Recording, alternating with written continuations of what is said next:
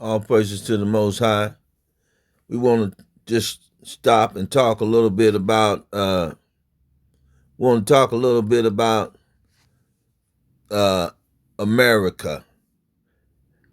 People they brag about how they got America.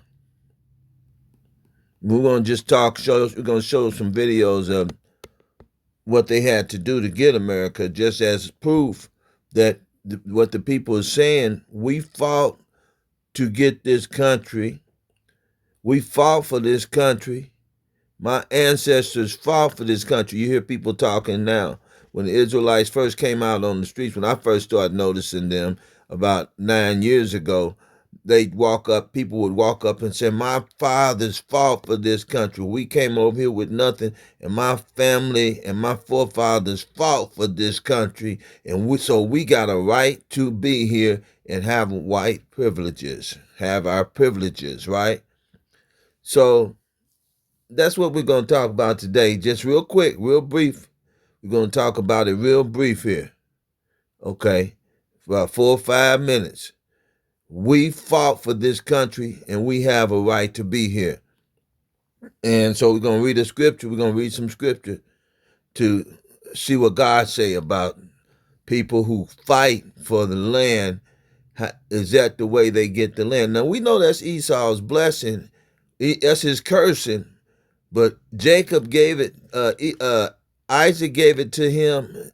Announced it to him as a blessing. He sold his birthright to Jacob. He didn't want to have nothing to do with Israelite birthright. He didn't care nothing about that. So he sold it over some bloody meat for some bloody meat, half done meat. Right? We all know the story. And then what he did, he thought he was gonna circle back and steal the blessing from Jacob after he had sold his birthright. His firstborn birthright means he get 10% of everything. He gets 10%. The firstborn get 10%, if I'm not mistaken. You get the first 10% of your father's possessions. So he was going to. This is what happened. Now people said, Jacob was a supplanter. Now Esau circled back to get his portion that he had sold to Jacob. He circled back to steal it back from Jacob. He made Jacob out a slave, so he made Jacob go in the pot and dig him out some food, Jacob's food, and give it to him for a promise. Now, the wicked lie, come out lying.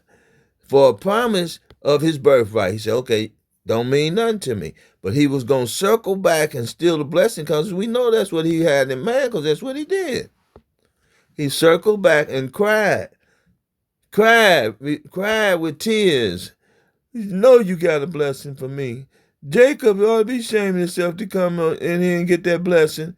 And he know I'm the firstborn. So Isaac felt so bad. I don't know why Jacob then would do you like that. Esau just looking out of one eye. He's a lying son of a gun, And so he know he had sold that birthright. So he circled back, right? He didn't want to have nothing to do with it. So Isaac said, okay, I'm going to go ahead and bless you. Something came to him. The Spirit of God came to him and told him, he said, just tell Esau, his blessing, he gonna love it. He gonna love this. His blessing is, I know when God told Jacob was anxious to tell him to. I said, he gonna love this. His blessing is he gonna rule and get the best things out of life, get the best things of the earth, and rule by his sword. He just go take whatever he wants for however I'm gonna let him run wild and just take whatever he wants from the earth. We know that's what God said because that's what he did. And that's what God told Jacob to say, and that's what Esau did. We looking at the MO, Esau's MO.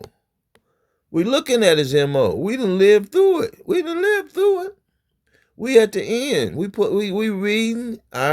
reading Esau's future to him according to what God told us to tell him now. We're telling Esau now the end of his ending.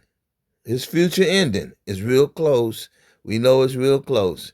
So we're gonna read what they thought about as they was coming up. They was coming up, right? They had did the crafty counsel and everything. They took the vineyard. They took the land. God loaned the vineyard out to them. That's us. God loaned us out to all the nations, right?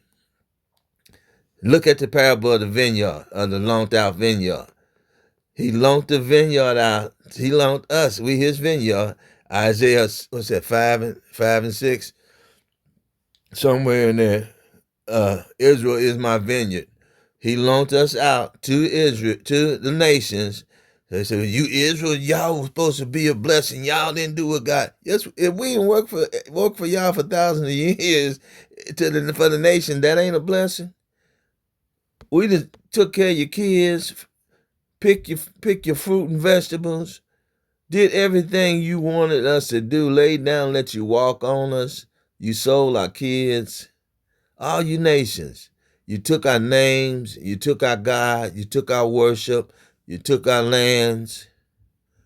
You fought for it though, because you fought for it. You got that sword, right?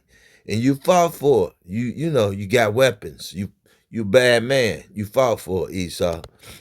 So Esau, he's down here near the end now. Christ and came here at the end now, and he's at his he's peaking.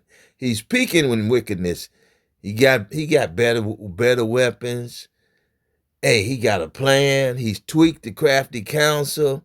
He didn't watch everybody else hold us in slavery. He actually helped them uh, hold us in slavery. What's it? What's that letter? What's that letter? I can't never think of that dude. That letter. Man, I can't never think of that letter that slave master wrote from down in the Caribbean. Willie Lynch. He wrote the letter. They tweaking captivity. This is how you get the most out of your slaves. You buck break them. You go in and you you assault the women, men, and the children in front of each other. And you show the children and the women that the men, we got them captured. Ain't nothing they can do. They better do whatever we tell them to do because they don't have no help from their men. I'm trying not to make this long. I got a few more seconds. I'm going to read this scripture. I got to read this scripture. Okay. And so the sword, right? The blessing, the curse was the sword, Esau. That's your blessing. That's your curse. Esau take what he want with his sword. Okay? Now, look, we're going to just peep into history a little bit and watch him for a little bit. Because, we had a government over here in America, the Moors and the Northern Kingdom. So the Moors was Judah, the Southern Kingdom. Some people say they don't like to hear it like that, but hey, communication is communication. The kingdom was split up, but they joined back together here in America, right? They joined back together, Northern and the Southern Kingdom, right? It wasn't just Gad over here. It was 500 tribes over here when Edomites got here. Columbus or whoever it was, America Vespucci or whoever it was. We don't care nothing about none of that. They at the end now. Greco-Roman has fallen. Okay? They have fallen. They have fallen in their mind. The crafty counsel is through. Let me show you. I'm going to show you.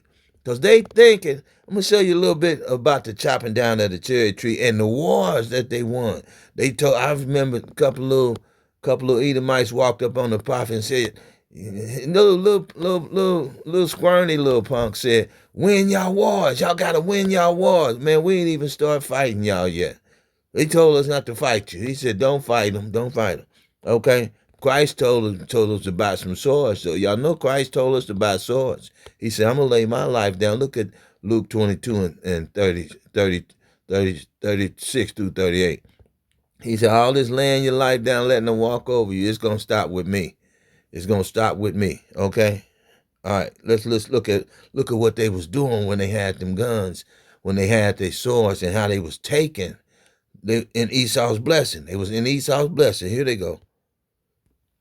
Who also dabbled in shoemaking and was a tax collector in the local region. He was the great-grandson of Henry Adams, who had immigrated to Massachusetts from Braintree in Essex in England in 1638 and established the first colonial settlement at Braintree, Massachusetts, which he named after his hometown back in England. John Adams Sr. was an affluent enough figure in Braintree that he was able to purchase his own farmstead at Quincy to the north of the town itself, though the family could not be said to have been especially wealthy. John's mother was Susanna Boylston, a member of a prominent Massachusetts family from Brookline, who had married John Adams Sr. in 1734. Their first child, John Jr., arrived the following year. Early life was typical of the middle classes of a textbook which had been first published by Benjamin Harris in the late 60s. Now, you see, I'm showing you this. John Adams, Benjamin Harris, and some more people, Benjamin Franklin. They are establishing cities over here in America, right? That's what they doing, right? Okay. I'm going to speed through some of it, but I'm just letting you get some pictures of it, get some mental pictures, and see how they came and established, okay? New England to begin with in the 17th century, a place where they could worship freely, while the catechisms and religious excerpts of the New England Primer prepared children like Adams for the spiritual world and helped them to learn to read and write. Now, he said they prepared their children for the spiritual world. In other words, they prepared them they taught them how to claim to be spiritual so they could teach their new converts over to Christianity. They want to teach their new converts to be ignorant of understanding. They want to program them and deprogram them from the truth, right? Okay, let's watch. Now, this is the same group of men who drew up the Declaration of Independence. And because before this we had a government, right? I was telling you about the Moors in the Northern Kingdom. I can show you, but you look it up. Let's go ahead. They did little for the wider intellect, and so once he had finished his elementary schooling, Adams was sent to Braintree Latin School.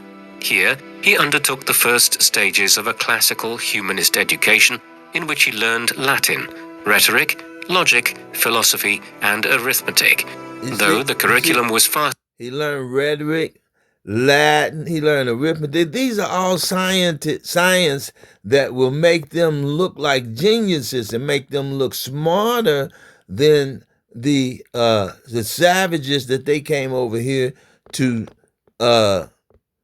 deprogram out, to take the God out of their program in their mind, to get rid of the laws, deprogram, break them all the way down, and start rising and to stand up over them as their God. So they had to learn what they call these sciences that would prove that God didn't exist and that science was the God of the world. And the people who knew science were the people who should be looked up at as someone special, okay?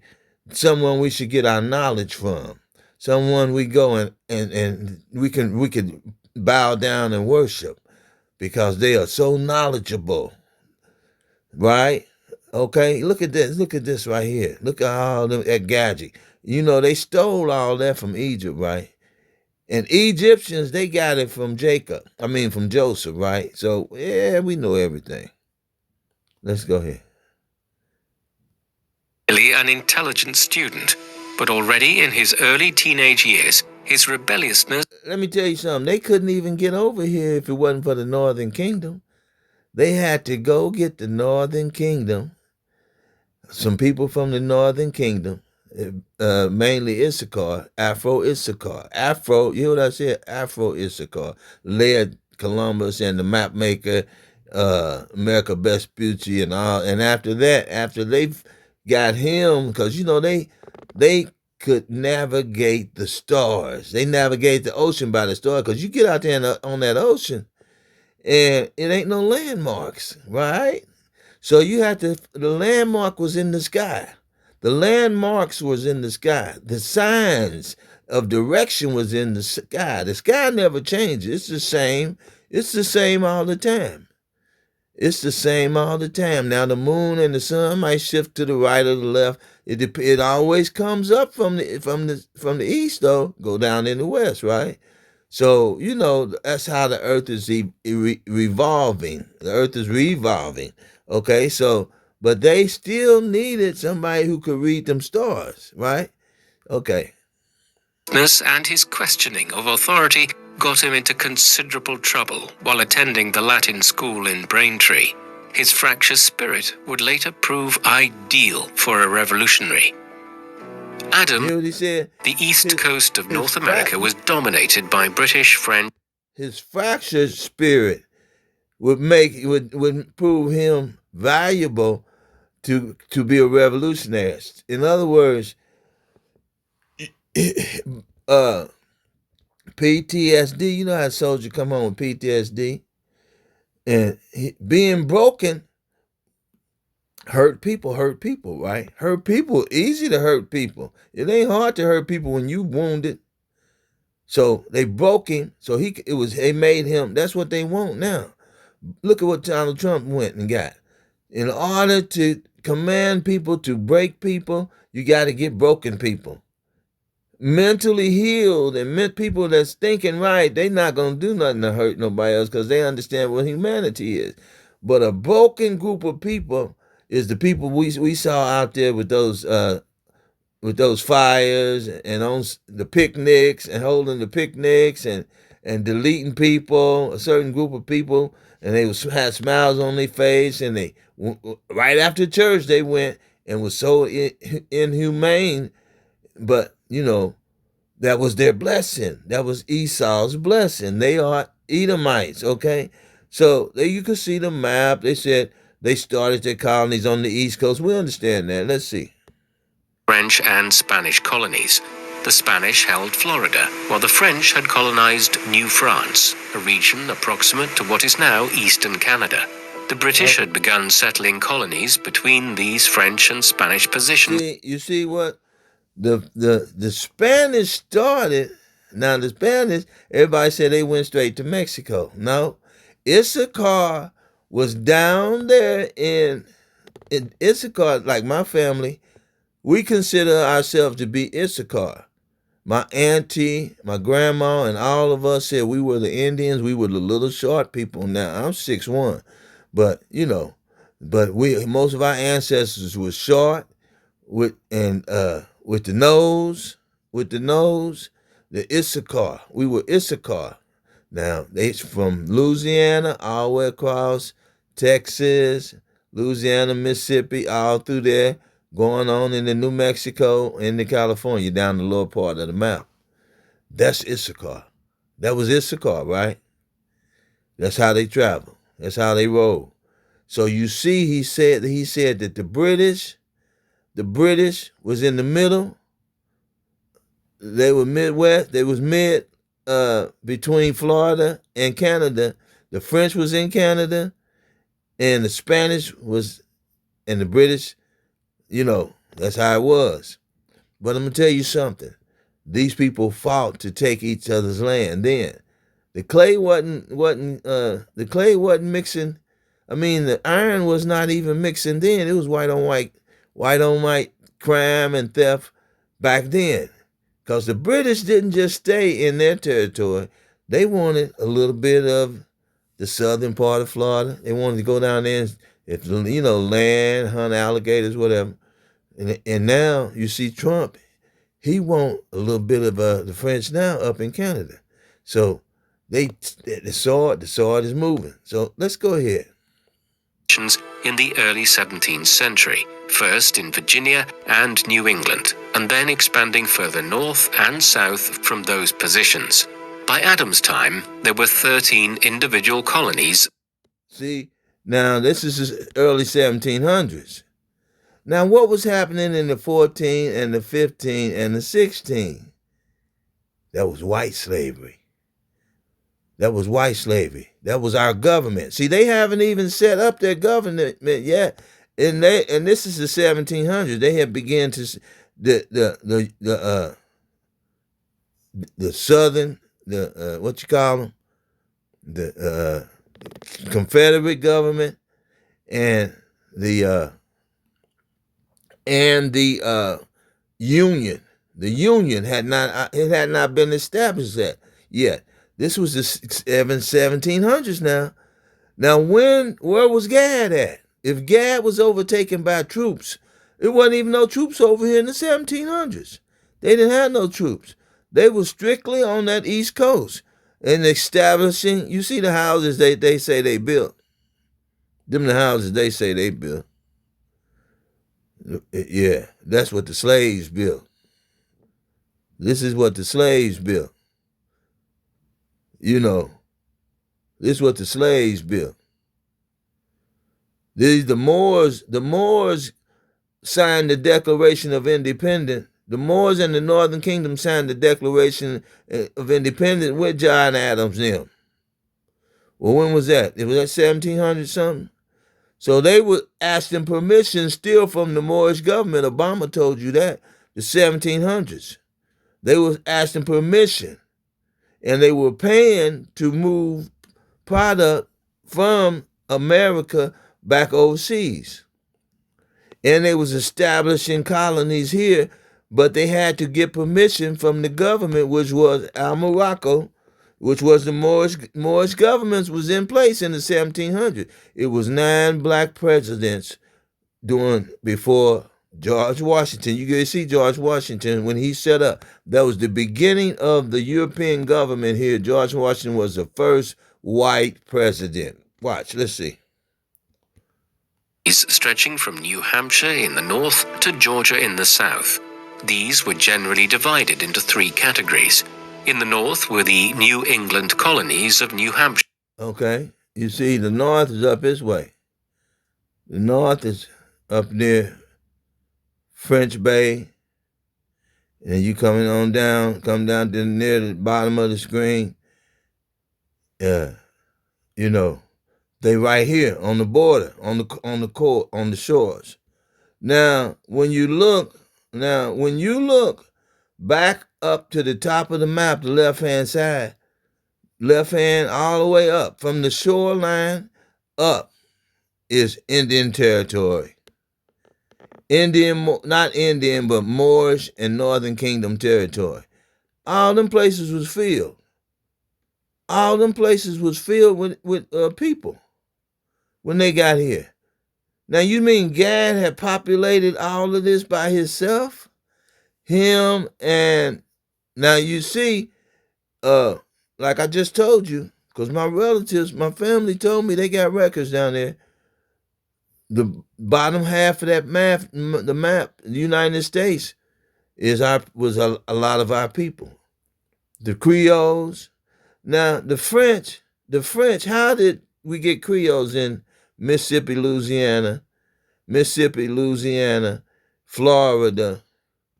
How did we get Creoles down there? That was the Seminole Indians mixed with the French. That's who the Creoles are. I thought the French had established their territory up in, Canada. So they was moving around back and forth, stealing each other's slaves, stealing each other's wealth, moving land, stealing land. But it was on this border here.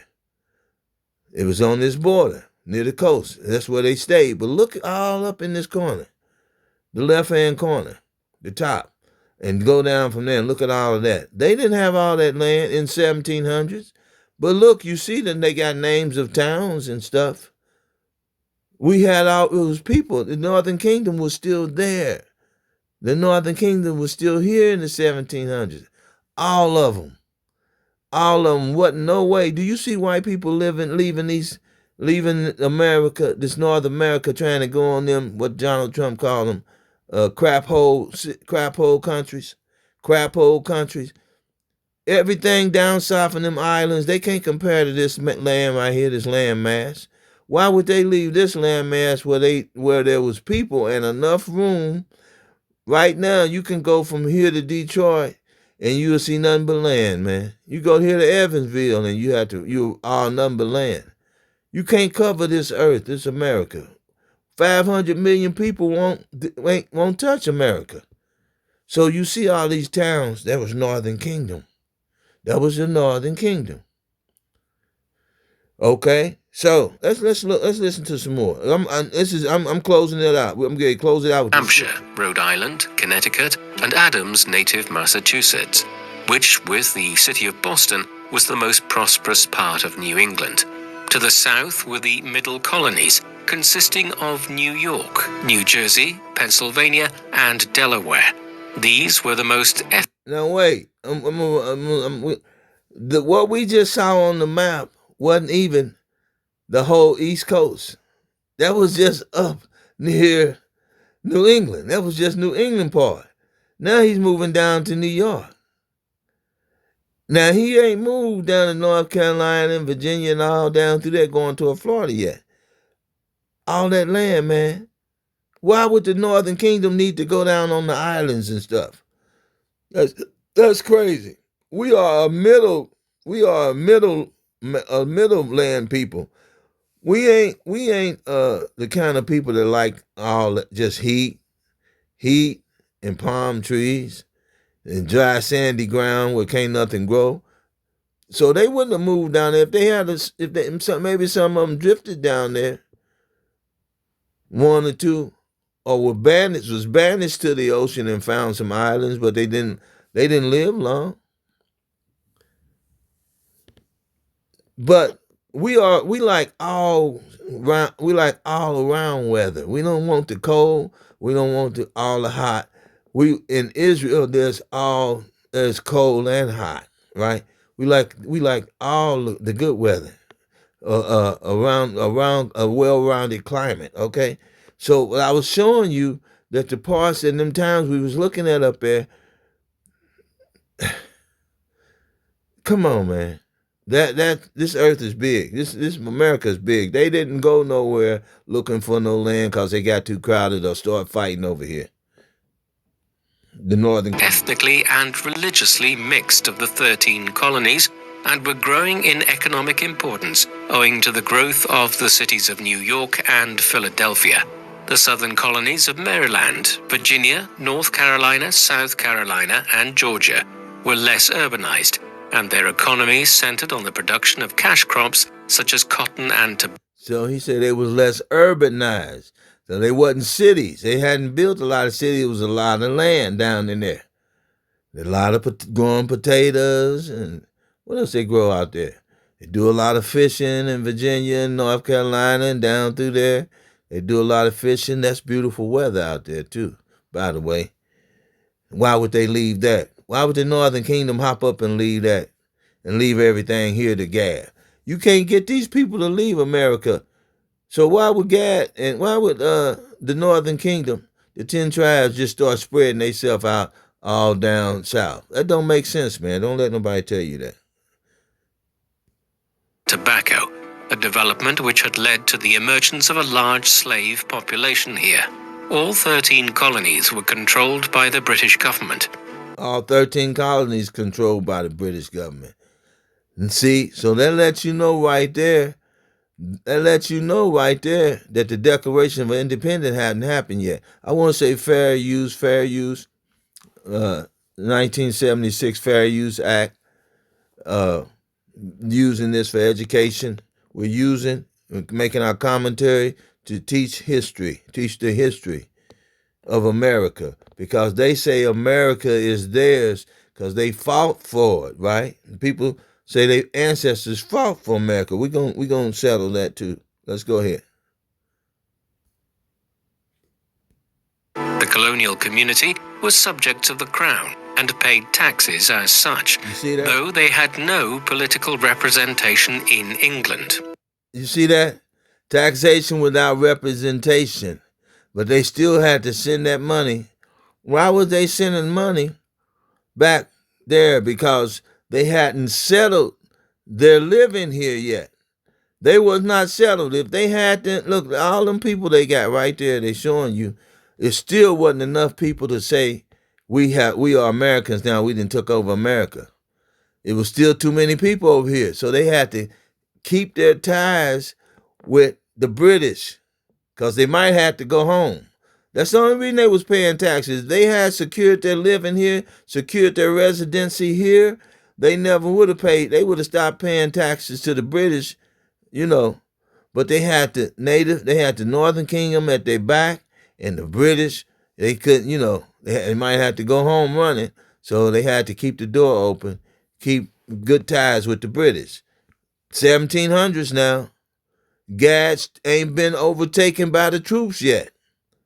They said, we know America belonged to the North. Those are the Northern Kingdom Indians, and we know, Issachar is who they are. We know who they are. They the mulatto people, them black Issachars, people in Mexico that's black. I don't know how they got there.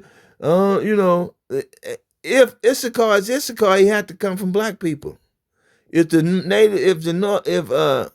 Latinos is Issachar, they had to come from black people. What is wrong with y'all? If the Northern Kingdom is a cake unturned, they came from black people. What they do, just kill all the black people off? Now, they tried to. That was Esau's plan, the misogynist law, okay? So we see that, they drew the pictures. But they were still paying taxes to the British. So that means they had not signed the Declaration of Independence. They had not got permission from the Moorish government and the Northern Kingdom that they could stay here permanent. They wasn't looking for permission. There was too many people to say, these people can't make us leave. They just had to be friends with the Moorish government, and the Northern Kingdom had formed a government. So they had to be friends with them until they got the upper hand, the Gatling gun. Okay? Let's see. All issues which would soon lead to political unrest. See that? Revolution was not on John Adams' mind in the 1750s. Instead, he was growing into a substantial scholar. In 1751, he had begun attending Harvard University in nearby Cambridge, Massachusetts, the oldest college in North America. Here he became keenly interested in the works of the great Greek and Roman authors, notably historians such as Thucydides, Livy, and Tacitus, and the rhetorical and political writings of Cicero and Quintilian. He was also influenced. See, I'm trying to show you that they had not started fighting with the indigenous people of the land yet. In 1750, Gad had not been overtaken. And so they said Gad had been overthrown. He was showing you where Gad was going to be and how you would know where Gad was, because Gad did most of fighting against the Union army, against the troops. That's the people they call troops. That's the people who they started taking when they got enough people over here and moved enough people off that eastern coast, and the French started taking slaves down to Hades, and down, and the Portuguese, and the English, and who was that down south? The Spanish. They started taking people on the islands. Why? Because shit got hectic here. It got hectic. So they had to move down there where the heat and where they could get away from these Indians up here. They start moving them down there. They get away from the Northern Kingdom. They move down there to grow and set there into where they could do more growing and stealing and taking products back than fighting. They couldn't live in peace on this land in the late 1700s. They had to start moving their slaves.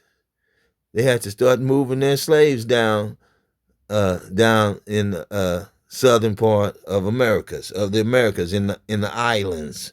Okay, I'm gonna speed it up. Influenced by the new political, philosophical, and cultural writings and viewpoints of the European Enlightenment, which were See, they had to create crafty council now. They're creating their government now. They planning the overthrow. That's what, well, let's go ahead. discussing the idea of political liberty and representation in reaction to the absolute Political liberty, the freedom to form a political construct, because it was always one here. They needed freedom from the British. Let's watch.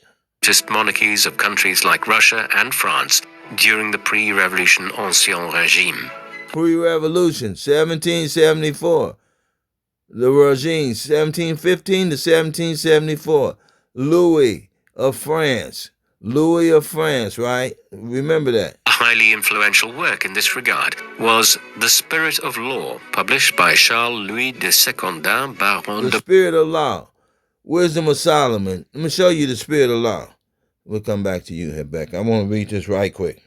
This is the Spirit of Law. This is their law. The Spirit of Law. I'm fixing to show you.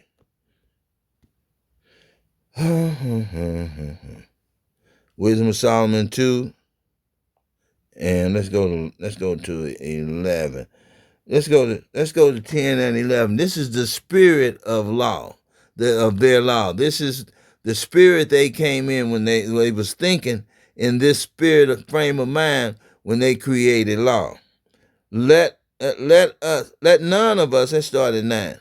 Let none of us go without his part of our voluptuousness. Let us leave tokens. They want to be able to have some money where they can tip you. They tip the slave, leave tokens, statues, leave a legacy, and all that. They building up to their highest point now, right? They starting to build up. They see some light. They got, it's working out. They got a political idea how to take over these people, because we re-educating their kids. It's all down here in the Wisdom of Solomon. I ain't going to read it, but I'm going to read this part right here. Leave tokens of our joyfulness. They happy, right? They happy. They taking over. It's starting to look good. In every place, leave tokens of our joyful. Let them see how happy we are. Our American dream has come true. For this is our portion, and our lot is this. Okay, now here's the spirit of the law. Let us oppress the poor and righteous man, and let us not spare the widow, nor reverence the ancient gray hair of age. Don't think in order to do this, in order to conquer these people, we can't. The people with the wisdom is the ancient gray hair of age. I know the Israelites, the camps ain't got 2 cents to say good about their daddies, because most of the Israelites that's teaching on the street, they have daddy issues. They didn't have their father with them. They can't understand the wisdom of being a man. That's why we have this. Y'all know what's going on in Israel now. The men ain't really men. They want to feel their feminine side inside. They want to feel feminine inside. They want to get in touch with that side, right? And go inside, right? So they turned inside. Yeah, so most of our men that's teaching on the streets, they didn't have their fathers with them. We were raised with our fathers. We understood what being a man is. We understood if a man have sex with another man, they both having sex with men. Not just the man that's given, but the man that's given, he having sex with a man too. Same with a woman. So we got a lot of this Greekish homosexual stuff going on in our nation. We know that's to mess our men's mind up and our women. Your mind messed up when you go off into them unnatural affections. Your mind get messed up, and it's hard to come back from that. People don't trust you. People there ain't nobody gonna laugh at you.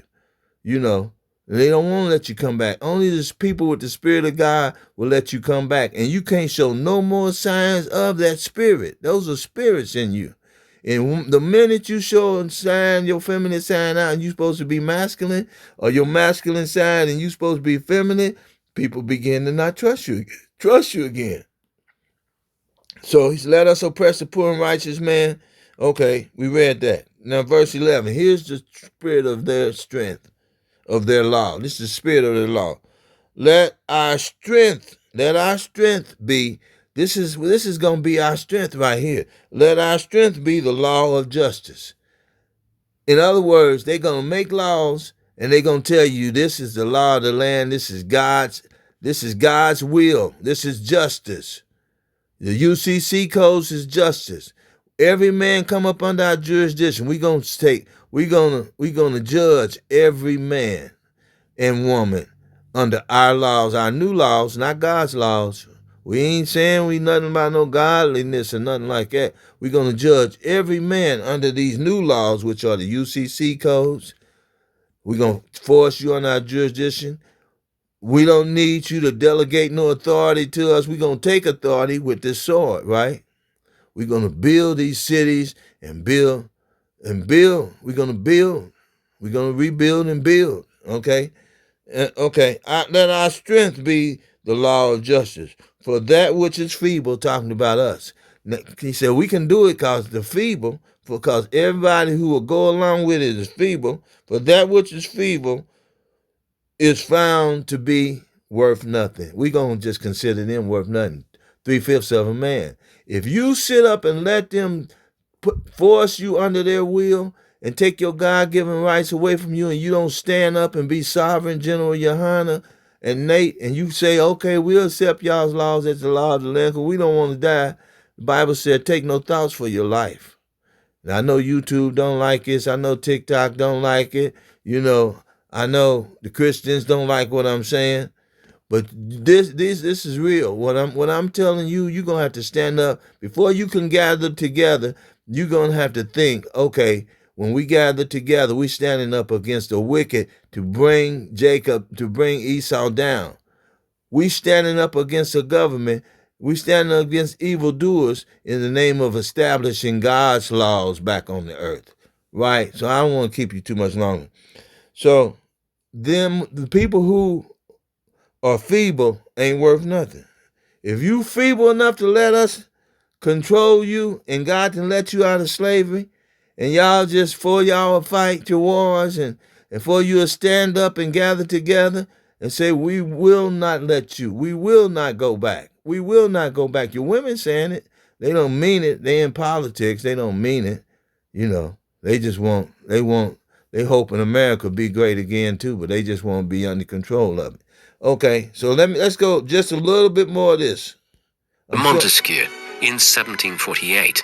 This was quickly translated into English in 1750, and with its arguments about political liberty and the rights of citizens before the law, was a seminal text in... You see what he's saying?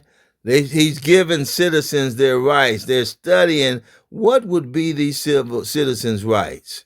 Now, Bacon's Rebellion, all of that play into this too. But the citizens that they're talking about is the people that they told, Dred Scott, you can't be no citizen. You can't be a whole human citizen. You could be a 2/3 eating from the crumbs from my table. You can be a 3/5. We'll judge you under Willie Lynch laws. You can't Willie Lynch and the black laws, Christian laws, and what's that other law? Those other laws. Y'all know what I'm talking about. We'll let y'all. We'll make laws, but it won't be the same laws that the so-called white citizens will have, right? We're gonna judge y'all under a whole new set of slave laws. So they showing you what kind of authority the citizens had. But I thought the citizens gave the government their power. I thought the citizens told the government what kind of power they would have, how they are supposed to move, live, and how they been. Okay? In influencing some of the founding fathers, such as Adams, in the 1750s and 1760s. Indeed, Adams' interest in the law had become profound. Having completed his Artium Baccalaureus, or A.B. at Harvard in 1754, He quickly began studying law, earning an AM, the equivalent of a master's, from Harvard in 1758, and then gaining admittance to the bar to practice law in tea and foreign policy issues. Now you see what's happening? The man known to history as James Madison was born on the 16th of March 1751 at Belle Grove Plantation, citizens' homes as barracks for soldiers. Fourth, a ban on unreasonable search and seizure. Fifth, protections for people accused of crimes, forbidding double jeopardy or being charged twice for the same offense, and seizing property without just compensation. The right to refuse to self-incriminate. The right to jury. And you see they setting up them laws, new laws. Okay, I'm looking for George Washington. Let's see. There, is that him? No, that's John Adams. Madison was significantly influenced by the Massachusetts Constitution of 1780, a document which Adams had contributed significantly towards in the late 1770s. The U.S. Constitution, which was finally agreed on in 1789, provided for a bicameral Congress, one consisting of an upper house called the Senate, after the Senate of ancient Rome. By the late 1760s, Adams had moved his young family to Boston and emerged as the preeminent lawyer in the city.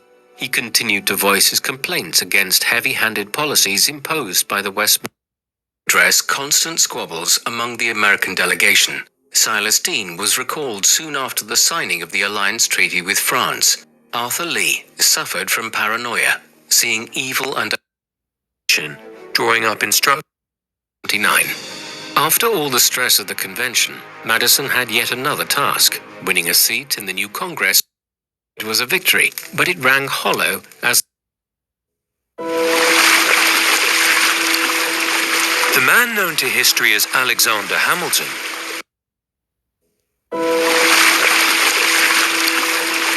The man known to history as Alexander. The man known to history as Alexander. All right. Now we're going to show you George Washington. He was born in 1732. Okay. So we know who was, they came over here. I just showed you up to 1755. 1755, John Adams. And they were just establishing the colonies, right?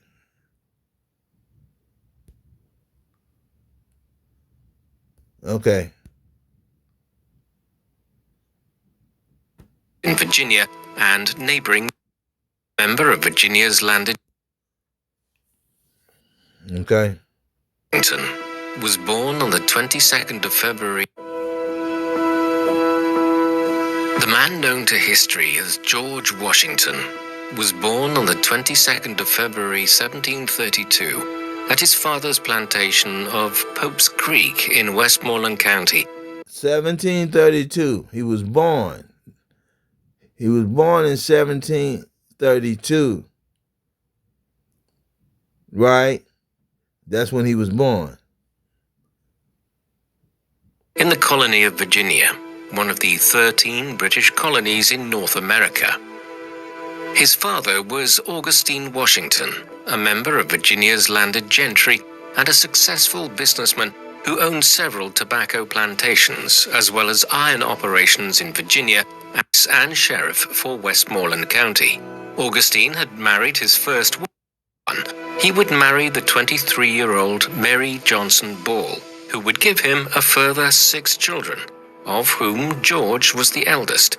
Mary Washington was born in 1708 to an elderly father who family friend George Eskridge, who was probably responsible for introducing her to Augustine Washington.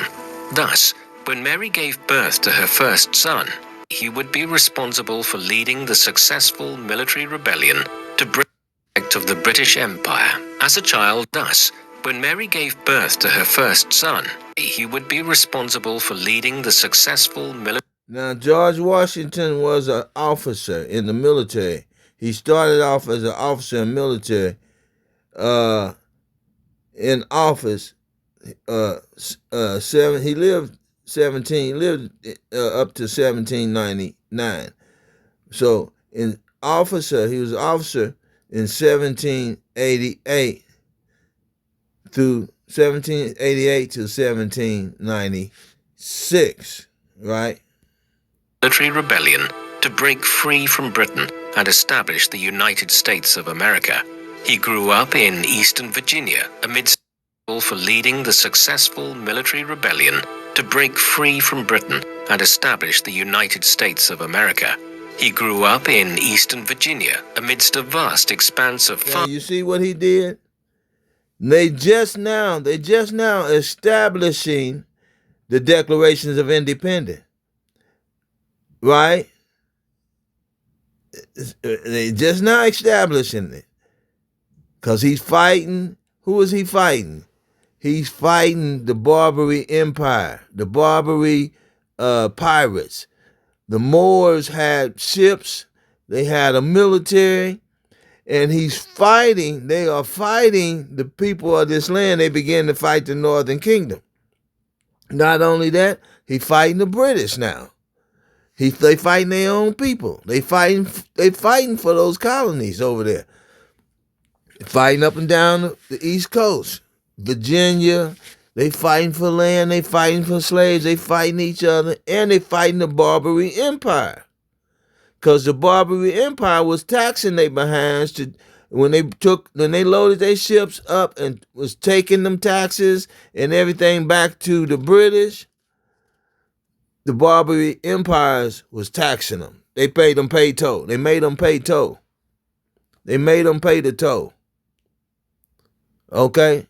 Because the reason why is because, they wasn't paying the taxes to us. They were supposed to be paying taxes to us to be here. But they was fighting over, that's how you know they was fighting. Because they were still taking that tax money to the British. So they made a treaty. The Declaration of Independence is a treaty.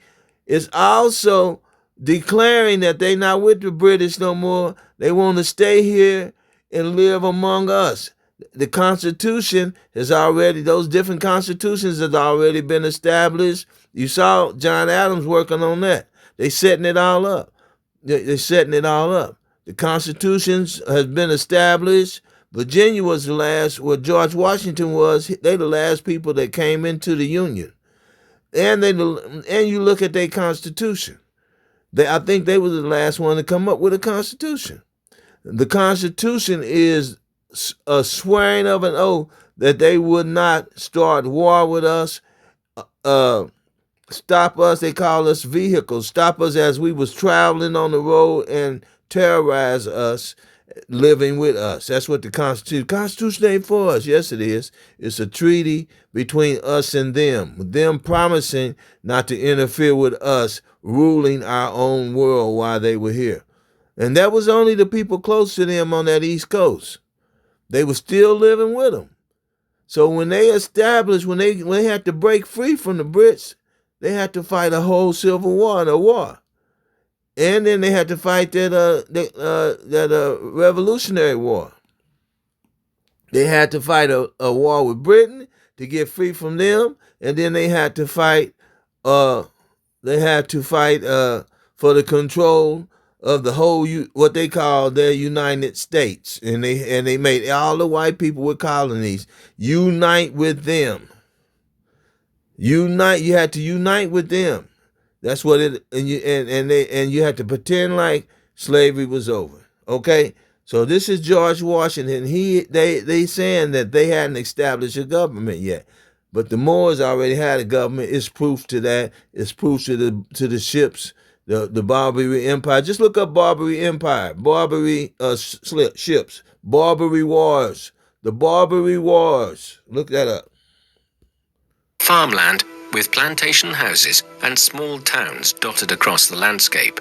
Within the British social hierarchy, the Washington... So they had slaves, right? This in the 1700s, the late 1700s. Slavery getting ready to end in 66 years. right? Slavery is about to end in 65, 66 years, and the black people still have their own government. Y'all gotta explain that to me, Nate, and all y'all going over getting them books at 1800, 15, getting certain books and just reading certain pieces out of it. You know, you gotta weed through all the lies. Yeah, this is the truth here. All right, see that British flag? Washingtons were considered commoners, far removed from the regal splendor of the court of King George II. Nevertheless, within the American colonies, the Washingtons were by no means poor, and with over 10,000 acres of plantation land, together with his other commercial interests, Augustine Washington. But he didn't tell you how many slaves he had, right? So they had slaves. But at this time, they wasn't treating them like indentured slaves. They wasn't treating them as they wasn't treating them as permanent slaves. You know, they work, they free, and I believe at this time, I gotta see when Bacon Rebellion was. Hey Siri. What year was Bacon's Rebellion? Bacon's Rebellion took place in 1676. Okay, well I was wrong.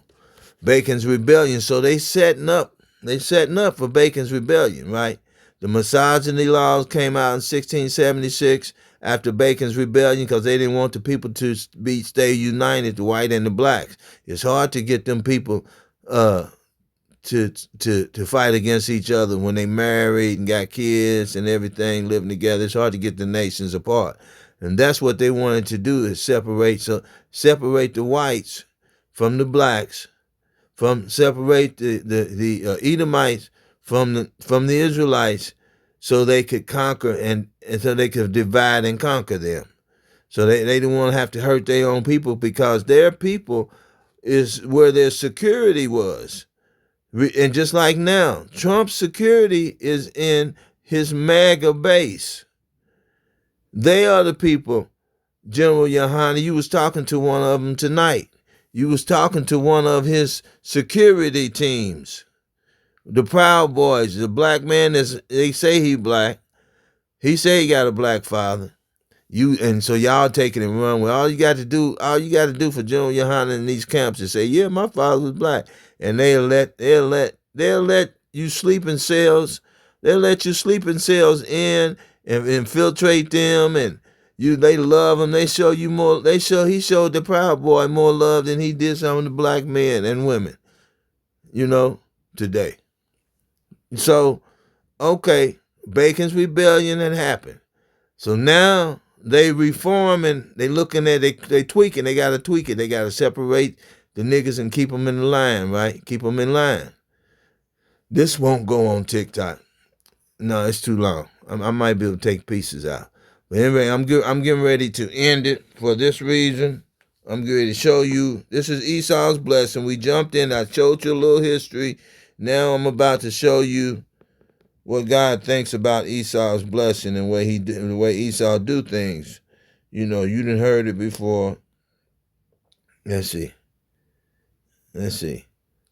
George Washington. Let's look a little more at George Washington. Washington was certainly a member of the local elite. His wealth and prosperity depended in part on slave labor, allowing plantation owners a lot of free time, which was typically filled with fox hunts, horse races, and other entertainments. Fun, wasn't it? Augustine Washington's tendency to move around his properties. Now that's what they was talking about in the Wisdom of Solomon. They joyful.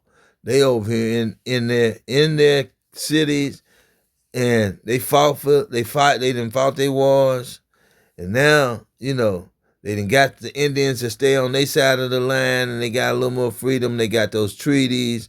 They making treaties with the Indians that's close to them, with the Northern Kingdom and the Southern Kingdom, who was united here. The Moorish government, Al Morocco, that's what they call this place. We know it's Asher, but they called it Al Morocco. And George Washington had not chopped the cherry tree down yet because he's not the president. That's the sign of the end of the black government. when he chopped that cherry tree down. When they say he chopped the cherry tree down, that means they overtook the Moorish government. A de facto. We'll show you. To better manage his business interests meant that George had an unsettled childhood. In 1735, the family moved to the 2,500-acre estate of Little Hunting Creek on the banks of the Potomac 2,500 acres. River, and 3 years later, in 1738, they moved once again to Ferry Farm on the Rappahannock River across from the port of Fredericksburg. Why they call it Rappahannock? Because it was Indian land. The Indians were there. They drove them off. If you watch some of these documentaries and some of these movies that's on streaming TV, when those people were moving to them lands and to those prairie lands, that house looked like it's the only house for probably 10 miles. The Indians was going in there destroying them still. They had to make treaties with those Indians and promise not to go on their land and bother them. They had to sign treaties. And then they would still get some wild drunk ones to come over and burn that whole house down.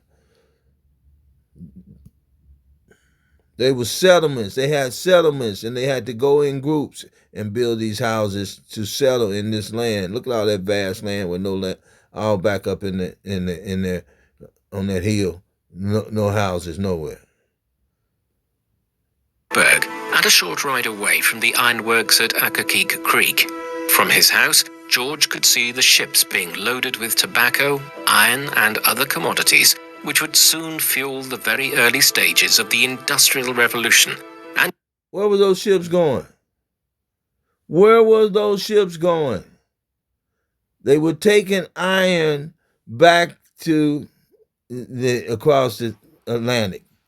They was taking iron and wood. They didn't have the wood and everything.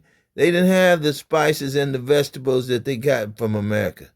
So they was loading those ships up, taking the cargo back to England and selling it. Okay. And in return, the colony of Virginia grew steadily richer. One of the most important figures in George's childhood was his half-brother, Lawrence. 14. George was 6 years old that the two brothers first met. He heard stories of Lawrence's service as a captain in a Virginia company in 17 Spanish several years earlier. Lawrence was part of an expeditionary force led by Admiral Edward Vernon. Captain Washington never made it off the ship, blaming General Thomas Wentworth, who treated the American soldiers with disdain and did not even let them leave their ships. In spite of this, Lawrence Washington proudly served the British Army as a commissioned officer and was appointed Adjutant General of Virginia, with responsibility over the organization after the Admiral. George may have expected to receive the same classical education as his elder half-brothers, but such hopes were extinguished on the 12th of April 1743, when his father died at the age cool and distant, with George addressing her in When his father childhood. Mary's strict upbringing was Ferry Farm, but his mother 1743, when his father died at the age of 49. The 11-year-old George's share of his father's strict upbringing of her 5 surviving children meant that the relationship between mother and son was cool and distant, with George addressing her in formal terms in his letters as "Honored Madam." He looked forward to his trips to visit Lawrence at Mount Vernon. His life outdoor pursuits won the affection of her father, the Colonel. Up over 2,000 acres by the time he Governor of Virginia, Robert Dinwiddie. He was appointed Adjutant General of his home district in February 1753. Liston explained. Now they're governing their colonies, right? Around 1724, they got slaves. They're governing their colonies, but George Washington still ain't president. Just because they got slaves and they got their own political thing going, they did not rule the black nations.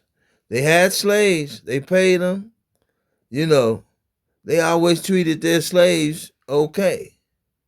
In other words, they didn't start hanging them uh until civil rights, until the slaves was free when they started hanging them and doing different stuff to them. That the only way to understand even a divine being You've seen William Wallace, right? and others' behaviors, how people can be led astray by not controlling their desires and emotions. Thus, he established 4 rules of conduct, summarized as: first, to live frugally and pay all debts; second, to only speak the truth; third, to work hard, as in. Well, we know he lied because he said he chopped down a cherry tree when it was a whole government. And by what means? These conversations became the inspiration for public service ideas that led to the founding of the first subscription library in America. Okay. First prescription. Petition, Keimer finally folded. Benjamin bought him out and became the owner and publisher of the Pennsylvania Gazette in October 1729. Benjamin continued to write essays. One of his most famous, Habak. His death haunted Benjamin for the rest of his life, with a front row seat to the workings of government. The next year, but they refused. In fact, they encouraged the mob to take Native American scalps and receive a bounty. Benjamin was horrified. Benjamin again attacked proprietary rights and their refusal to contribute to expenses for defense. In March 1764, he wrote a series of resolutions calling for the end of the ineffectual proprietary government and even started a petition drive to do so. The Assembly voted to return Benjamin to England to work towards ending the proprietorship and creating a more equitable relationship with England, possibly getting a representative for all of the colonies. Okay. So, what I want to read to you, let's see if I can go back to that. I know I probably can't. Yeah. All of the colonies in Parliament. While Jefferson was and even Washington drove national politics towards a bitter divide. Across the nation, camps began to form, nominally known as Federalists and Republicans, today known as Democrats, came into contact with the best and brightest from across all 13 new states, increasingly into rancor and rivalry. Adams was sworn into office on the 4th of March. The man known to history as James Madison was born on the militia camp, where he sounded his support for their actions, but was disturbed by how poorly equipped the men were. Just days later, he was chosen to lead the Massachusetts delegation to a new meeting of representatives called the House of Representatives.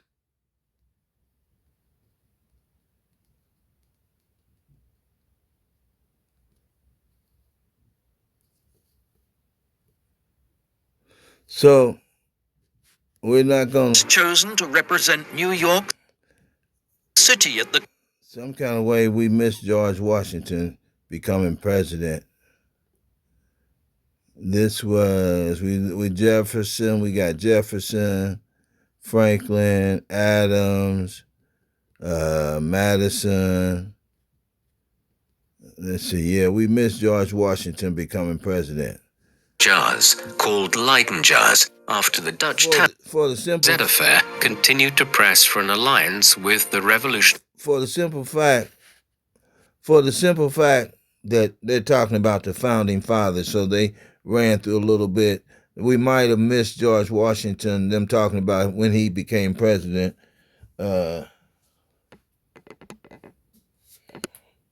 Hey Siri. What year did George Washington become the first president? It started April 30th, 1789.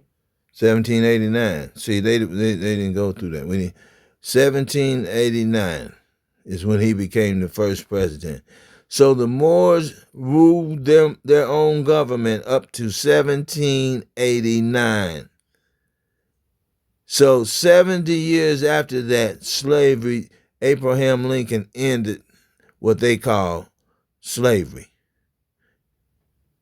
He started the Freedmen's Bank. He was going to give us 40 acres and a mule and end slavery for black people. Right?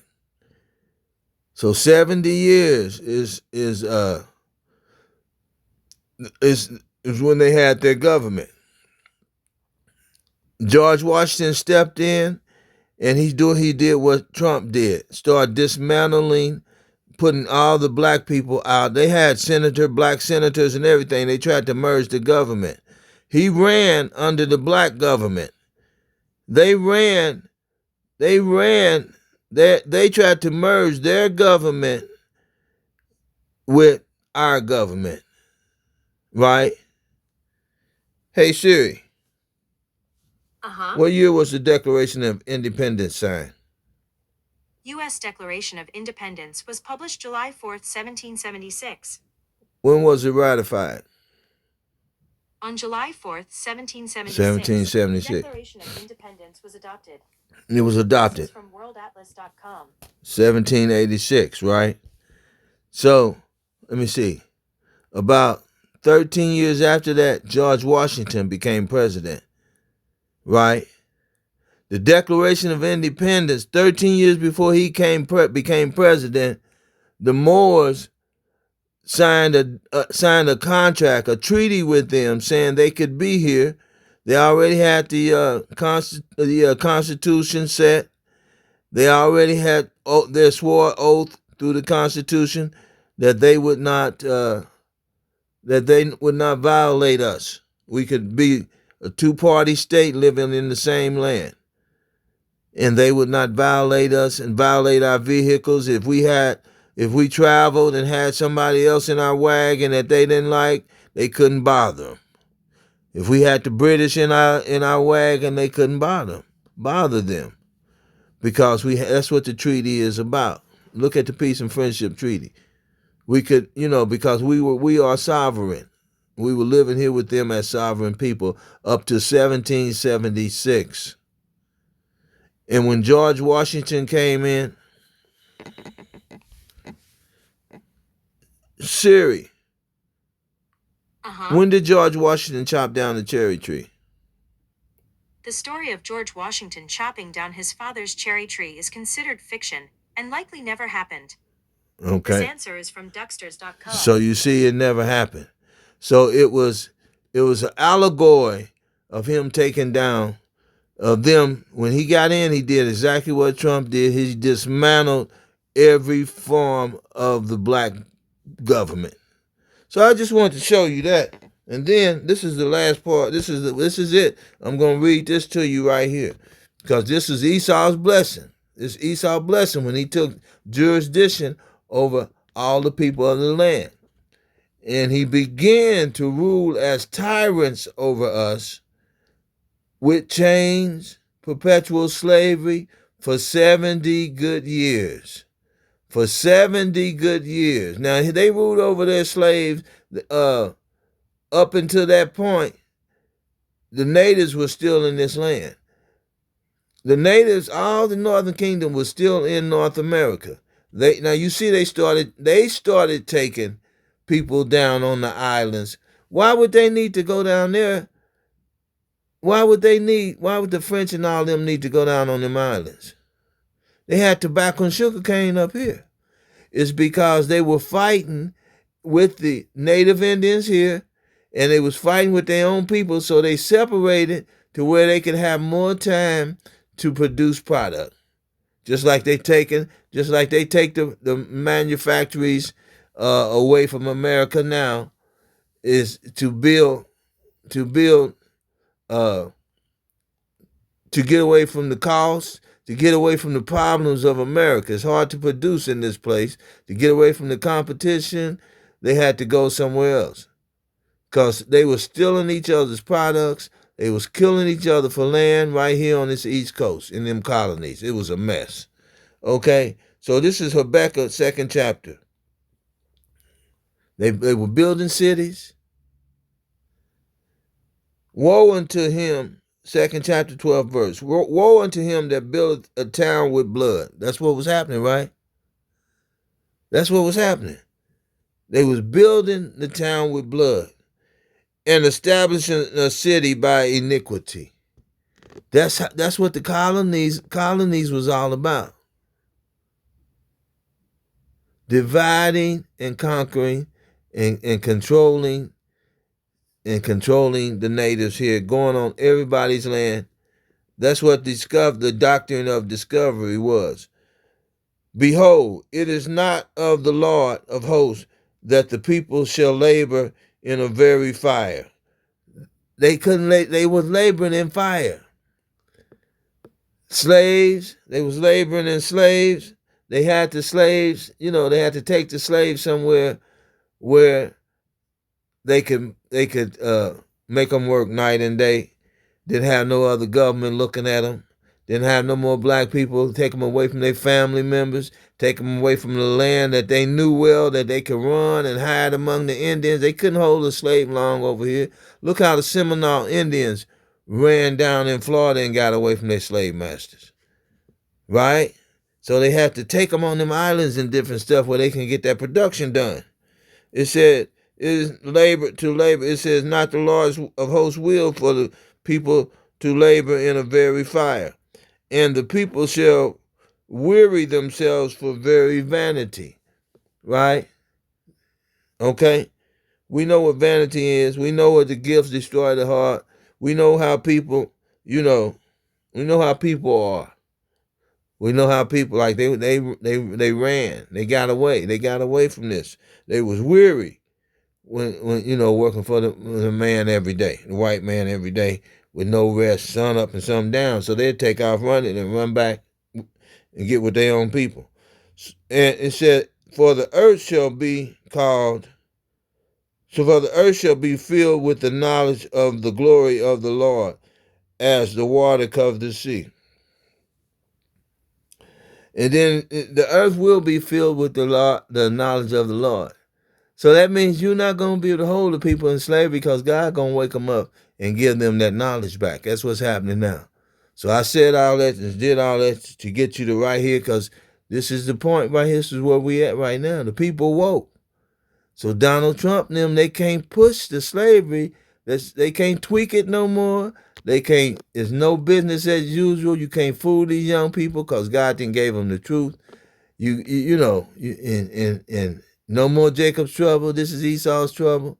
Now, Jacob, you're going to have some problems if you try to hold Esau's kingdom together. And we see a lot of our young people doing that. They coming around slowly, but they doing that now. They praying that Esau's kingdom come back together where they can still get their American dream off, right? They can still sell their drugs. They can still whoremonger and go to clubs. They thinking God will go back to sleep if Esau stay in power. God will go back to sleep. And then it says, woe unto him that giveth his neighbor drink, that putteth thy bottle to him, and maketh him drunk, also that thou mayest look on their nakedness. Now, Esau was doing that. Esau was doing that. He had us drunk with Christianity. He had us drunk with Greekish fashion. He got us drunk with rap music. He got us drunk with drugs. He got us drunk with all kind of ungodliness. So this is where we are. And he said, woe unto them, and woe unto you brothers who selling your families and selling you black people, selling your people drugs and selling them, vanity, all types of vanity. Y'all selling products on the internet that don't work. So woe unto all of that chaos that y'all got going. Still, while we trying to get out of here and gather up, we got you wicked Israelites still holding us back like you always have. But Esau, these be your troubles. All praises to the Most High.